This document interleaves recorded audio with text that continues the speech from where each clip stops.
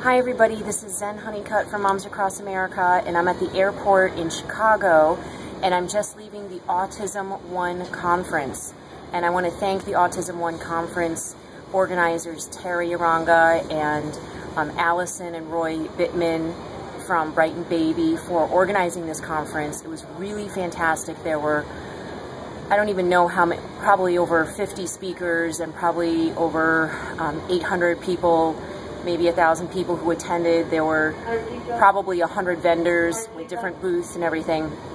All different kinds of solutions for people with children with autism or on the spectrum that they could use to recover their child. And I heard repeatedly many different stories of moms who had children who were 2 or 3 years old. They got a vaccine, and within a few hours or a few days they were nonverbal, and then with all the different treatments and most importantly with changes to their diet, with not eating gluten, with eliminating GMOs and glyphosate. That was a big part of the conversation, and then adding in probiotics, different kinds of vitamins. Sorry, it's noisy here. And different kinds of therapies and treatments, of course, then their children are completely recovered. So it was wonderful. I mean, some of these kids were nonverbal for years, and then now they are debating on the history team in high school. You know, it just brings tears to your eyes. And the dedication of these mothers is extraordinary. I mean, they are scientists now. This whole process has had them research so many different aspects of mitochondria and DNA and B12 absorption. I mean, they know the brain of their body, of their children's body inside and out. They know they are definitely their children's #1 expert and advocate. And the dedication of these women was truly extraordinary and inspiring and wonderful. So some of the things I learned, I just want to touch on some of the things I learned from Stephanie Seneffs' talks. I had the privilege of speaking with her at the keynote speaker talk on Thursday night, and Wednesday I spoke just before her, so I got to hear her talk again twice. She said, we in America consume 25% of the world's glyphosate, which is huge considering how many different continents there are. And that glyphosate primarily interferes with the cytochrome CY450, which means that it chelates minerals in the liver. So it destroys our body's ability to detox, essentially. So we become toxic. And when we're toxic, we are much more likely to develop cancer, to develop disorders of the brain, disorders in the gut dysbiosis. And that it impairs the ability to create methathiolone, I believe, which is always linked with autism. That is a big issue, and sulfate as well. And without sulfate and sulfur, we're unable to. That's part of the building blocks of our body, so that's very important. Also, it prevents manganese. And without manganese, we cannot prevent oxidative damage, which means basically organ damage inside of our body. Also, that folic acid, which is in a lot of our gluten products, is not natural. It's put in a lot of bread, and that because it's not natural, the brain won't let folate in. It lets the folic acid in, but not let the folate. It gets confused. So she believes there's a synergistic toxicity, and that what we need is folate, not folic acid, which is a problem because the folic acid is in a lot of different kinds of vitamins and breads and all that kind of thing. So then she says that it causes the same type of irritation and inflammation as they're seeing from some vaccines and things like that. So and it can even cause an even more violent reaction. It creates glutamate, which is a neurotoxin, is involved in causing the neuron damage and inflammation in the brain.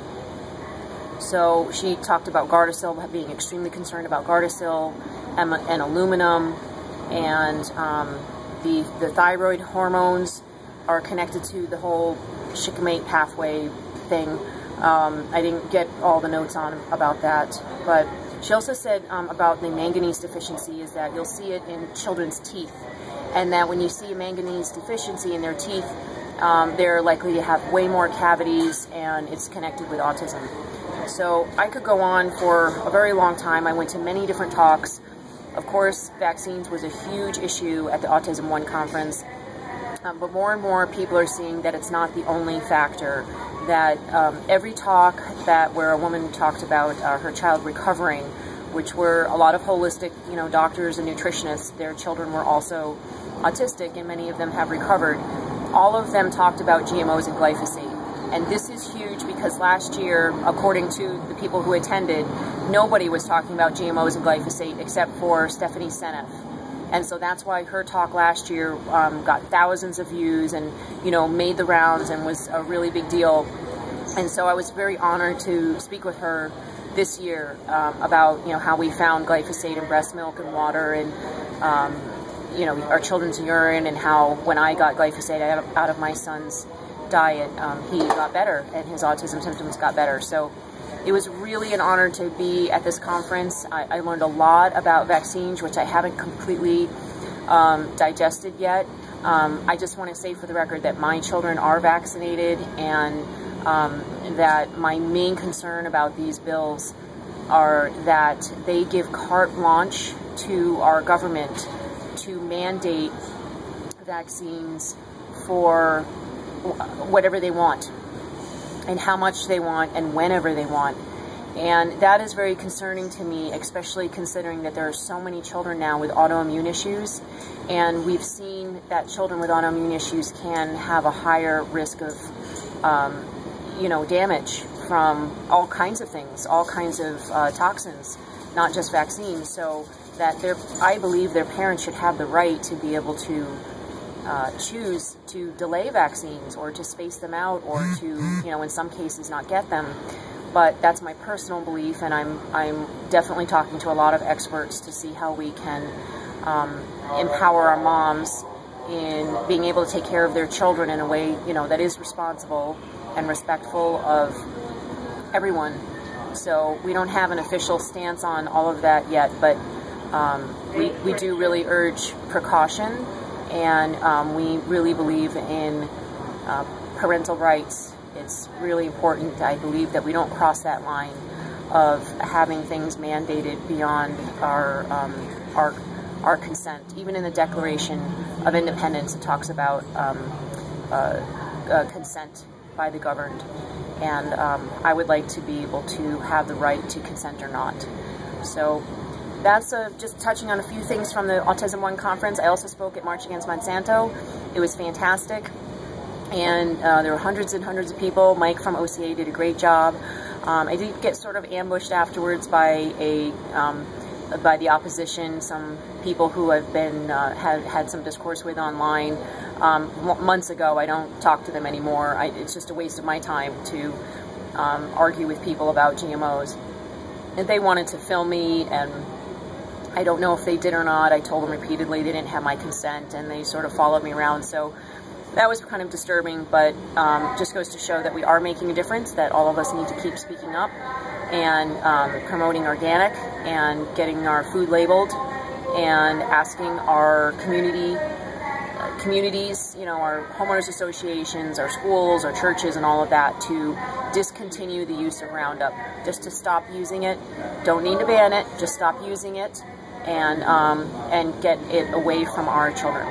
Okay, so everybody keep going, and thank you so much for your support through Moms Across America. I'm able to connect with some really important people. I connected with a good lawyer at this event, with some wonderful doctors, many different incredible moms groups like Thinking Moms Revolution, and authors of books, and we're all coming together to work together, and it's happening, and we are going to protect our children, and these chemical companies will and are going in a new direction, and they will not be able to profit off harming our children anymore.